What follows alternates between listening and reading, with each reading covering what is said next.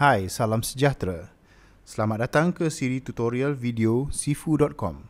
Dalam tutorial InDesign kali ini, kita akan lihat teknik bagaimana nak menyusun multiple name cards dalam satu layout dengan mudah dan pantas. Kita lihat contoh.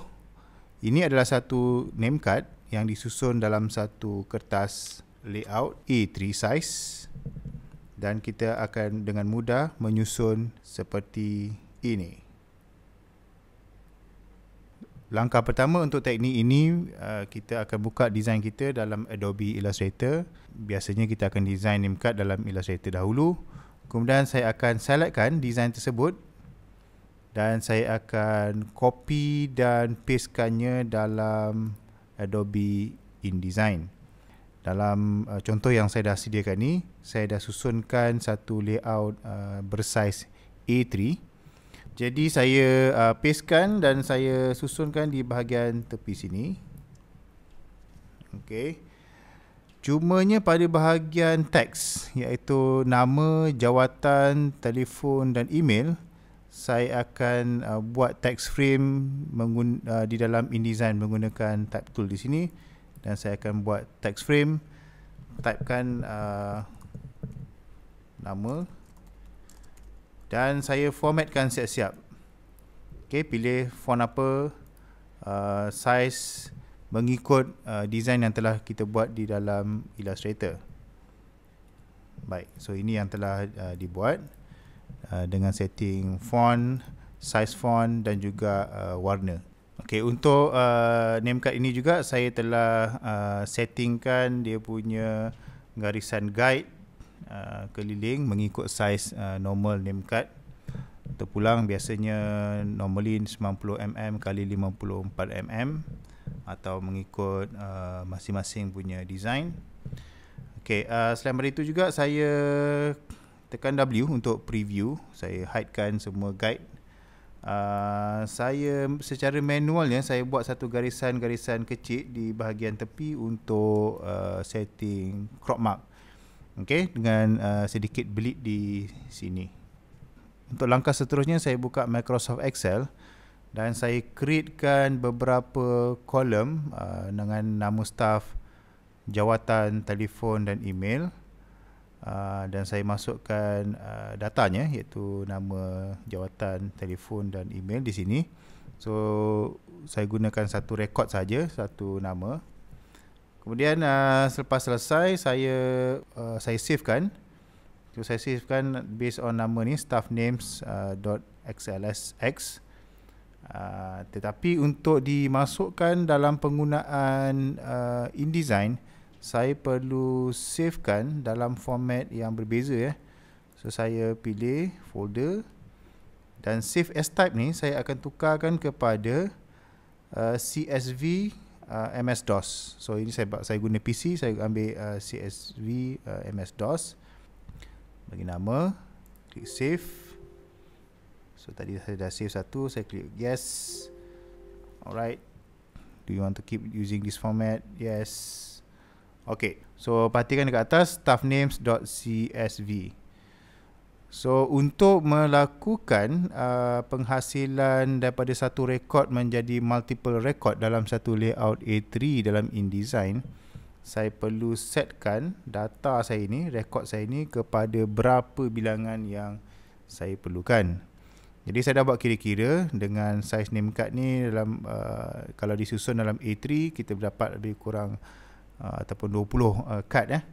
So saya select rekod saya ni, data ni, pergi kat hujung sini, tekan control key dan tarik sampai ke row ke-21 ataupun totalnya dia akan jadi 20 kali lah. Seperti itu. So dengan data yang sama, saya dapat 20 rekod. Kemudian saya save. Yes. Kemudian saya tutup Excel, save.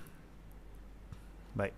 So kembali kepada kita punya InDesign. Okay. So saya akan masukkan rekod tadi ke dalam InDesign dengan menggunakan utilities data merge. So pergi kat menu window, utilities, data merge. Okay, so first step kita akan buat adalah choose select data source from the panel menu. So saya klik dekat sini, select data source. So ini adalah data yang kita record tadi, staffnames.csv. Open. Tapi sebelum tu sebelum kita select ni, pastikan file CSV daripada Excel tadi telah di close, ditutup. Jika tidak, dia tak boleh import dekat sini. Baik, so apa berlaku adalah dengan table field yang kita buat tadi, table column, header table tadi akan menjadi data dekat sini. Alright. So apa perlu saya buat sekarang adalah saya pergi kat design saya, yang setting format yang saya dah buat tadi, saya boleh select, delete dan gantikan dengan nama staff daripada data merge ni. Klik sekali je. Okay, bila ada tanda macam ni, maksudnya data tu sudah ready untuk digunakan lah. Dan seterusnya, select, delete, klik.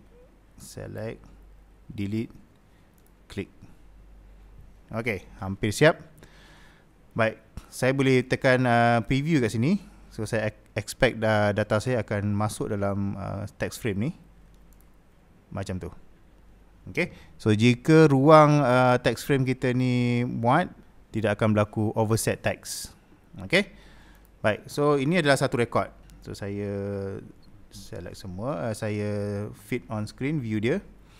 Okay, untuk check multiple record ataupun untuk create multiple record, saya klik dekat icon yang last ni. Okay, klik create merge documents. So apa yang saya nak? Saya nak record to merge semua record. Saya nak buat tukarkan ni daripada single record jadikan dia multiple record. Okay, kemudian saya boleh klik pada preview multiple record layout.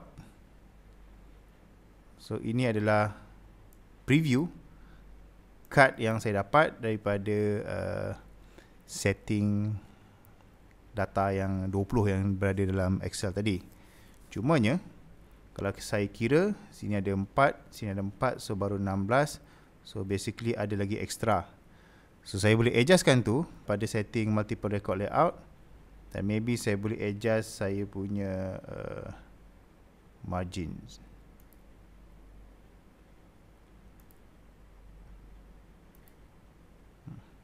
Okay, so macam tu. So kalau saya set pada 7 tak muat, so last saya boleh buat 6. Okay, so untuk top dengan bottom 6. So maybe saya boleh adjust yang left dengan right. So saya offkan ni. Yang left tu saya nak anjak sikit ke dalam, so saya increasekan ni. Okay, so saya tengok okay. Saya akan klik okay dekat sini.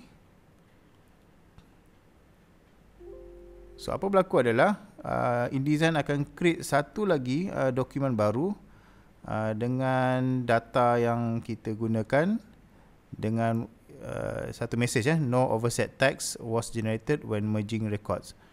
So bermaksud data yang kita gunakan tidak ada satu pun yang terkeluar daripada text frame lah. So maksudnya semuanya okey. Ini saya hidekan. So saya boleh check. Saya tekan preview W. So saya zoom in. So ini adalah hasilnya. Alright. So tinggal untuk kita print dan potong, serahkan pada customer dengan pantas. Selamat mencuba.